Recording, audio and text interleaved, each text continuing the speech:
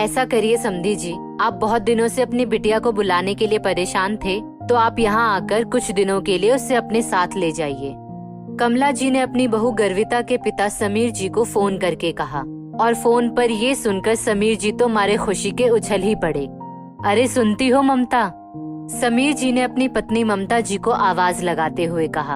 उनके शब्दों से जैसे खुशी छलकी ही पड़ रही थी। अरे क्या हुआ, आप इतने ज्यादा खुश बहुत दिनों बाद दिखाई पड़ रहे हैं। ममता जी अपनी साड़ी के पल्लू से पसीना पोंछते हुए समीर जी के पास आ गईं। अरे बात ही खुशी की है, तुम भी सुनोगी तो खुशी से उछल पड़ोगी, समीर जी ने एकदम बच्चों की तरह चहकते हुए कहा। अच्छा जी, तब तो जल्दी से बताइए क्या बात है, क्योंकि अब तो मेरी भी उत्सुकता बढ़ती चली जा रही है। ममता जी समीर जी के पास खड़ी हो गईं। तुमको पता है ममता, अभी गर्विता की सास का फोन आया था। वो गर्विता को कुछ दिनों के लिए यहाँ रहने के लिए भेज रही हैं। समीर जी की खुशी का तो जैसे ठिकाना ही नहीं था। अरे ये तो सचमुच बहुत अच्छी खुशखबरी सुनाई आपने। मेरी लाडो को मायके आए हुए कितने ही महीने बीत गए हैं, फिर कब चल रहे हैं उसको बुलाने के लिए? ममता जी ने समीर जी का चेहरा ताकते हुए कहा।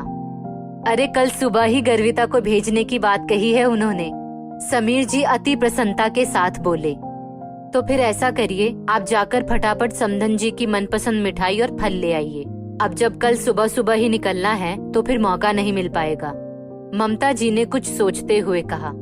ठीक है, मैं बस अभी फटाफट गया और सब सामान लेकर फटाफट आया। इतना कहकर समीर जी ने स्कूटी की चाबी उठाई और बाहर निकल गए। सचमुच दोनों पति पत्नी समीर जी और ममता जी के लिए ये बहुत ही ज्यादा खुशी की बात थी, क्योंकि जब से उन्होंने अपनी बेटी गर्विता की शादी की थी तब से और सब सुख तो उसको उसके ससुराल में मिल ही रहे थे, लेकिन गर्विता को मायके भेजने के नाम पर उसकी सास कमला जी बिल्कुल भी तैयार नहीं होती थी, जबकि समीर जी और ममता जी उनकी बहुत ज्यादा मनुहार कर चुके थे। तीज और रक्षाबंधन सब बीत गया, लेकिन कमला जी ने उसको मायके नहीं भेजा। और दूसरी बात, गर्विता के पास खुद का कोई भी फोन नंबर नहीं था, बस वो कमला जी के फोन से कमला जी के सामने ही अपने मम्मी पापा से बात कर सकती थी। अब जब इकलौती बेटी हो तो मन तो बहुत होता था समीर जी और ममता जी का गर्विता को बुलाने का, लेकिन बेटी के ससुराल वालों के आगे वो एक तरह से मजबूर थे। और अब जब अचानक खुद सामने से कमला जी ने गर्विता को मायके भेजने की बात कही, तब तो समीर जी और ममता जी की खुशी का ठिकाना ही नहीं था। खैर, वो दोनों सुबह सवेरे जल्दी ही गर्विता के ससुराल के लिए निकल पड़े, और जब वो बेटी के ससुराल पहुँचे तो उन्हें गर्विता के बारे में पता चला कि वो तो बहुत ही ज्यादा बीमार है, खून की कमी भी बहुत ज्यादा हो गई थी, डॉक्टर ने फुल बेड रेस्ट बताया है। ये सब देख सुनकर समीर जी और ममता जी की तो हालत ही खराब हो गई, क्योंकि इधर करीब हफ्ते भर से गर्विता की अपने मम्मी पापा से कोई बात भी नहीं हो पाई थी। अरे समधन जी, मेरी बेटी की इतनी ज्यादा हालत खराब है और आप लोगों ने हमें फोन तक नहीं किया, समीर जी एकदम घबराकर बोले।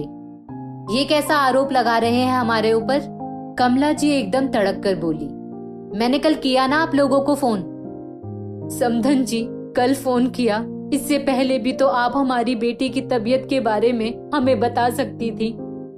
ममता जी के तो जैसे आंसू ही नहीं बंद हो रहे थे।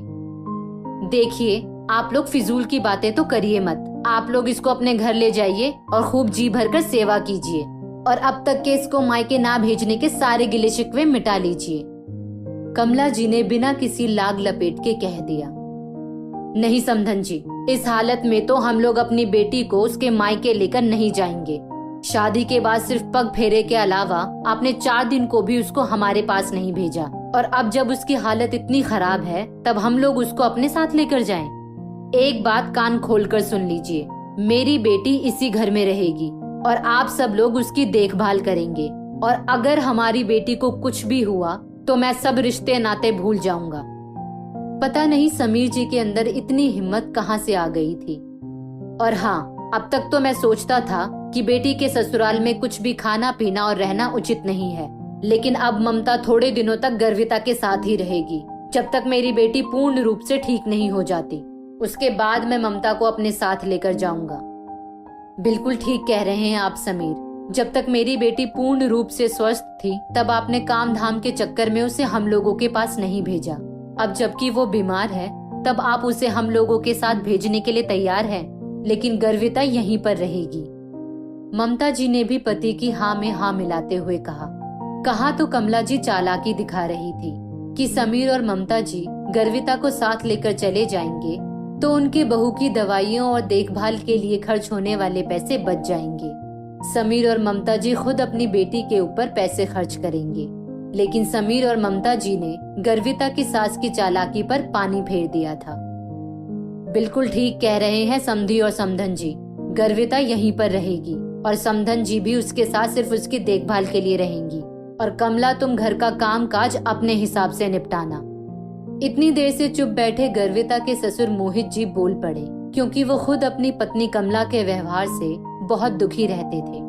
अब तो कमला जी से कुछ भी बोलते नहीं बना और वो चुपचाप बैठी रही।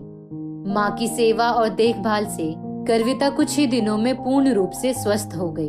तब ममता जी गर्विता को अपने साथ अपने घर लेकर लौट आईं। इतने वक्त बाद मायके की दहलीज पर आने से गर्विता फूली नहीं समा रही थी।